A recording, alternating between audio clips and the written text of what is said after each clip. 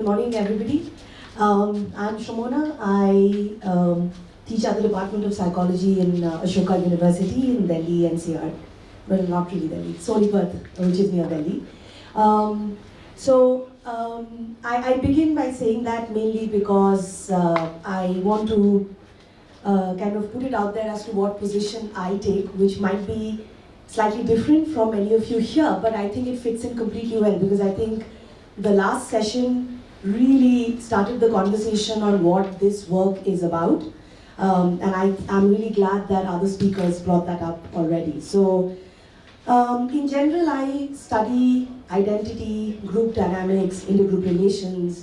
Some of my previous work is on political violence. So that's the lens that I take. So when we started becoming interested in digital media, so just looking at the same things, what's happening online, we started exploring why violence is really from a very simple question. What kind of violence is happening online? Why is it happening? And when I say why, the approach we are taking is to really understand the individual and collective mechanisms, especially the cognitive and the affective mechanisms. Why are people motivated to do this, right? To share messages or to share these deepfakes or to even believe, right? Sometimes we believe that this is what is true. So, where is it? Yeah. Press the next key. Just press the next. So, all right, let me just give some context. So when we started looking into this space, firstly, we found that there is already a lot of work, primarily on this entire body of work on hate speech, that's one side, and misinformation. But hate speech, just the fact that hate was being used to kind of talk about many things under that wing was a bit less convincing to us. So we went and looked at all of this, so Dangerous Project is the Dangerous Speech Project started by Susan Benish, basically says that, hate doesn't really define a lot of problematic speech online. So when you look at all of this, and this is all misinformation, usually if I would have time when I present, I ask all of you, I'll ask the audience to read it, and then I'll ask you the question that if you were to tell me one feeling that actually all of these messages are trying to make you feel, what is that? What is that emotion or affect state that any of these messages are really trying to get at? I'd say othering. Overwhelmed. Fear. Exactly. And so that's the reason why what we are trying to do is to kind of refocus the lens on misinformation and hate speech to fear. And a little has been spoken about fear already, so I'm not going to talk about why fear seems such an important emotion to talk about, but two reasons. One is a lot of what misinformation does is actually basically give you a sense of threat, right? Now, whether that threat is objectively real doesn't matter. As long as I'm able to induce a perception of threat, you will react to that, okay? And evolutionarily, our response to threat is anxiety and fear. So whenever we are faced with something that seems threatening, we will respond with fear. So from that lens, what we have been trying to do with our work is basically these several things. First is a lot of contemporary researchers are also talking about classification and taxonomies of misinformation and hate speech, saying that just calling everything the same thing doesn't really work. So the first thing we wanted to do was to develop a kind of a multi-dimensional framework of fear speech, really looking at what kind of messages are being shared and what are the different motivations for people to believe and share these different kind of messages, right? And obviously we were interested in looking at these mechanisms, so we wanted to look at what are the psychological reasons why we would believe something as true and we share that message.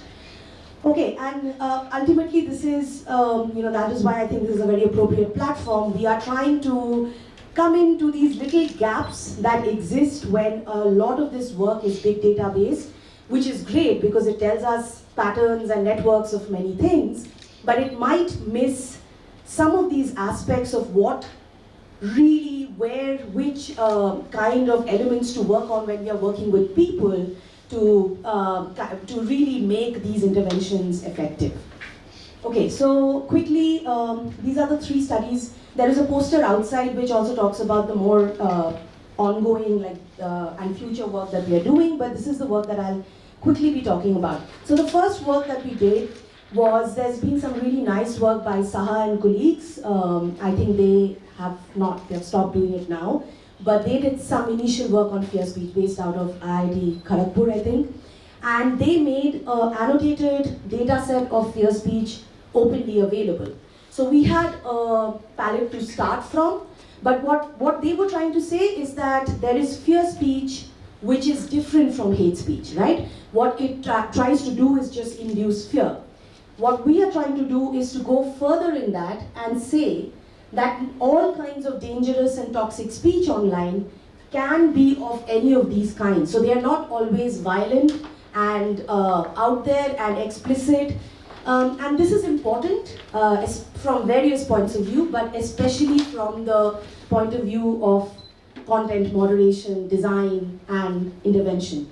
Because we can bet, we have tried it also, that many of these types of speech is never identified as problematic by any kind of tools, right? They are not seen as dangerous or potentially toxic. Whereas the more extreme speech, there's a likelihood that it will get moderated or removed or even raised for complaints, right?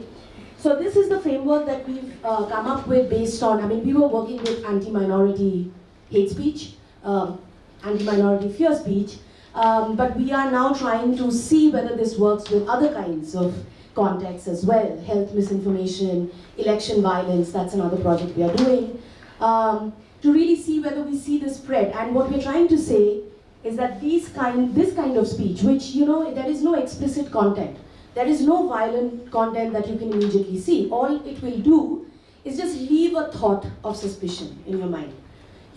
So-and-so group is doing this. Why do you think so? What are they trying to do, right? And that's it.